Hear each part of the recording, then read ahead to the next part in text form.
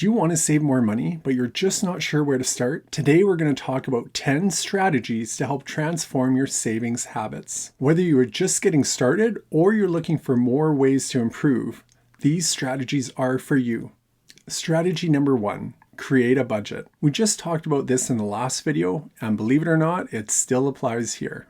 In order to have money to save, you have to be spending less money than you earn. Track your income and expenses so that you can identify some areas where you can cut back and have more money to save. This won't just happen. You need to be intentional, and you may have to sacrifice some wants for now in order to have more money to save for later. If you don't know how much money you're spending in a certain area or category, a budget can really help you to break it down and see where you're putting your money. There are all sorts of budgeting tools out there that can really help with tracking your spending. If you want some ideas on this, please watch the previous video where we mention a bunch of them. Moving on, we have strategy number 2, automate savings.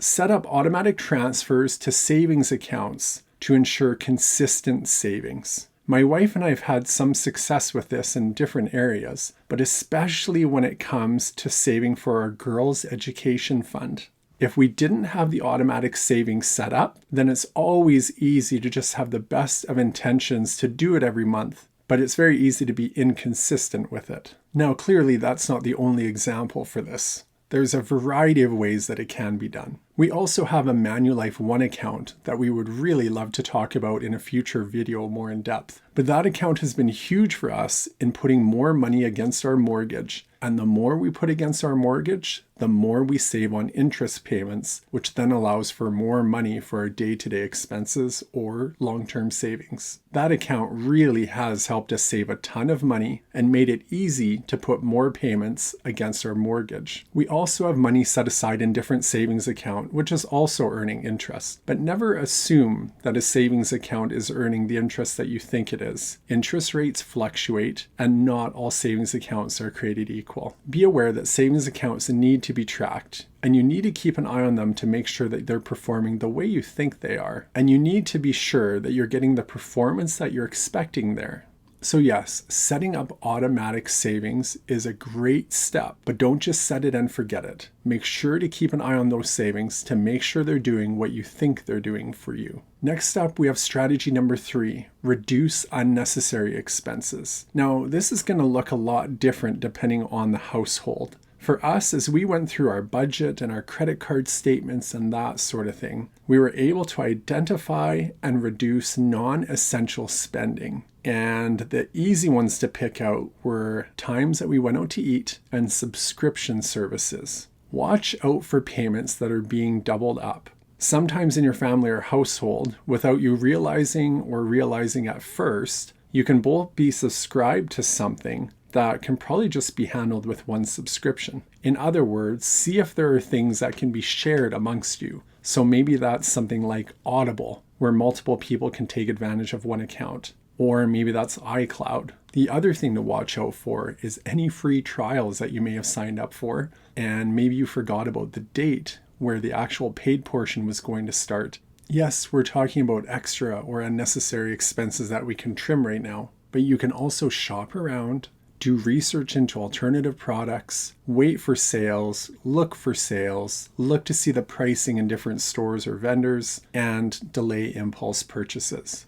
Review your credit card statement every month to make sure that you don't have any unwanted or unauthorized charges on it. Strategy number 4, use cash. Pay with cash instead of credit cards to avoid overspending. There's definitely some wisdom when it comes to using physical cash in order to pay for things. And the physical act of actually handing it to a vendor, the physical act requires some pause, some thought, and some action, as opposed to simply tapping a card and feeling very little about the purchase. Another huge benefit is if you have a limited supply of cash. Say you have an envelope or something like that with $50 in it. You can physically see how much is remaining from your initial amount of money. And once it's gone, it's gone. Unlike credit card debt, which can allow you to just keep on spending until you realize that it's gone beyond what you intended.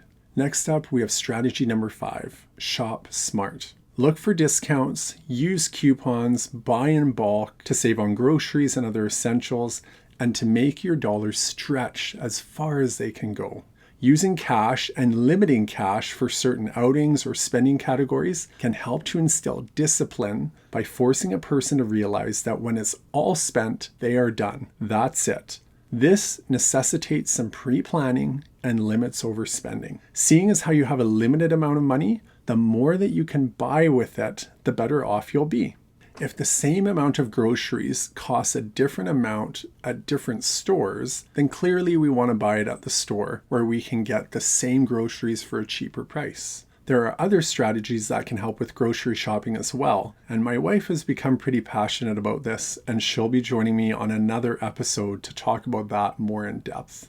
Some things regularly go on sale, so plan accordingly. Shifting from groceries to talking about electronics, electronics are regularly being replaced and updated, and technology is increasing, so electronics regularly go on sale throughout the year, and sometimes simple patience is required to wait it out.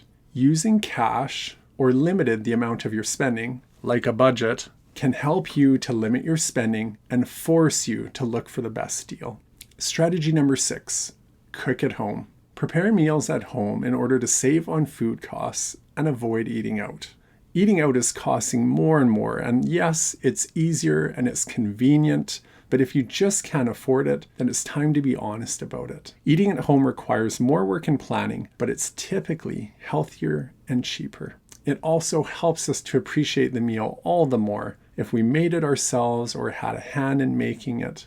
Leftovers need to be mentioned here as well. Not everybody likes them, but the thing is that using leftovers for meals helps to stretch your grocery budget that much further. Strategy number 7, negotiate bills. Contact service providers to negotiate lower rates for utilities, internet, cell phones, insurance. There are different ways to do this, and the same approach won't work everywhere or for everyone. But here is what you can try. I have found that some of the best times to negotiate your bills are the following: when your contract is about to expire, during the summer, especially during the back to school promotions, during Black Friday promotions, and during Boxing Day. Cell phone companies love the prospect of adding lines to your current plan. So if a couple can all get on one plan with a secondary line added, and potentially the kids can join that too, then it's cheaper generally than all of you getting your individual plan. Then you can all share a common pool of data if you don't have unlimited data on those plans. Regarding utilities, I've seen multiple companies offer promos entering the new year, hoping to lure people from their old company to the new one. And sometimes there are discounts for people using the same company for power and for gas. And some will even try to tack on internet or home phone services as well. Regarding insurance, it's possible to get a deal if your home and auto insurance are with the same company. But different levels of coverages can make it a little bit difficult to compare apples to apples. So sometimes it's nice if you can use a website or an insurance broker to help you compare how the plans are the same and how they're different, so that you know what you're getting for what you're paying for. If you have a mortgage, don't just renew automatically with your current lender. Always shop around as your term draws to a close, even if you want to stay with your current lender. See if there's at least a cheaper option that another company is offering that you might be able to get your current company to match. Strategy number 8, limit entertainment spending. Opt for low cost or free entertainment activities in order to reduce the amount of money you're spending on it. You know what is both free and good for you? A walk outside by yourself or as a couple or with your family. Find a new area of your town or city to explore and go wander. Sometimes community calendars or radio stations will advertise free events for families, often on weekends and around the time of the holidays. For your digital entertainment fix, streaming is becoming more and more common. But do you really need every subscription under the sun all at once? It's too easy for people to get sucked into paying for so many entertainment options. And believe me, I've been there and we've cut back. So look for bundles and be content to move between different subscription services instead of having them all at once.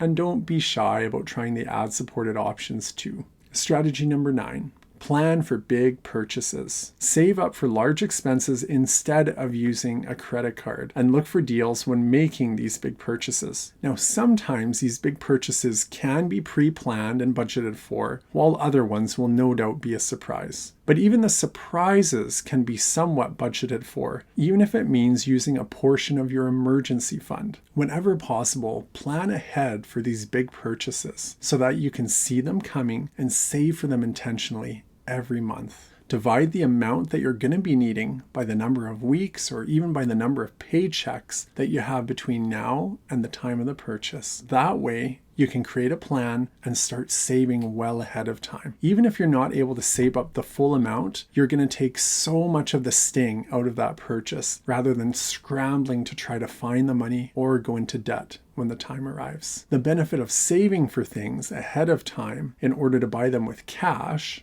as opposed to buying them and then going into debt and paying the interest on that debt, is that your money can actually be making you money while you save it ahead of time, rather than losing money as you're struggling to pay off debt after the fact. And depending on the item, you can also figure out whether or not it's truly something you need. So you're actually buying some time to consider it and to try and make sure that you're making a wise decision with it. Next, we have strategy number 10. Avoid impulse purchases. Wait 24 hours before making a non-essential purchase to make sure that you really need it and that it's really worth it to you. The patience that you're going to need in order to save up for your big purchases can then help you with your impulse purchases. Taking a step back and waiting those 24 hours, or better yet, waiting for it to go on sale, can do wonders for helping you to determine if you really need that. Taking that extra time can help you to determine if it's affordable or if it's even a priority for you. Again, a budget can help make some of these seemingly hard decisions a lot easier for you, because if you just don't have the money allocated for it, then you can't buy it right now. So what do you think? Have you used these 10 strategies? Do you have another one to add? Let me know in the comments. I want these videos to be helpful for you and to serve you wherever you're at in your financial journey. So let's review these 10 strategies. Number 1, create a budget. Number 2, automate savings. Number 3, reduce unnecessary expenses. Number 4, use cash. Number 5, shop smart. Number 6, cook at home. Number 7, negotiate bills.